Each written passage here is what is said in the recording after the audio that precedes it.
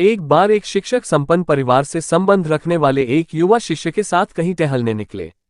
उन्होंने देखा कि रास्ते में पुराने हो चुके एक जोड़ी जूते उतरे पड़े हैं, जो संभवतः पास के खेत में काम कर रहे गरीब मजदूर के थे, जो अब अपना काम खत्म कर घर वापस जाने की तैयारी कर रहा था।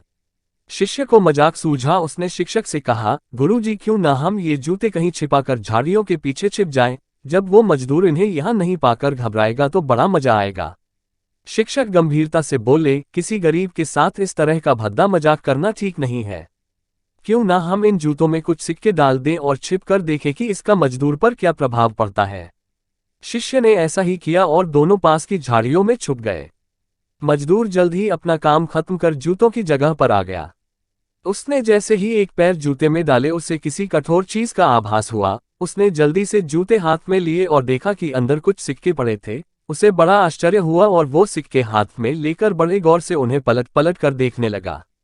फिर उसने इधर उधर देखने लगा। दूर दूर तक कोई नजर नहीं आया तो उसने सिक्के अपनी जेब में डाल लिए। अब उसने दूसरा जूता उठाया, उसमें भी सिक्के पड़े थे। मजदूर भावविभोर हो गया, उसकी आंखों में आंसू आ गए। उसने हाथ जोड़ ऊपर देखते हुए कहा, हे भगवान, समय पर प्राप्त इस सहायता के लिए उस अनजान सहायक का लाख लाख धन्यवाद। उसकी सहायता और दयालुता के कारण आज मेरी बीमार पत्नी को दवा और भूखे बच्चों को रोटी मिल सकेगी। मजदूर की बातें सुन शिष्य की आंखें भर आईं। शिक्षक ने शिष्य से कहा, क्या तुम्हारी मजाक वाली बात की अपेक्षा जूते में सिक्का डालने से तुम्हें कम खुशी मिली? शिष्य बोला, आपने आज मुझे जो पाठ पाया है उसे मैं जीवन भर नहीं भूलूंगा।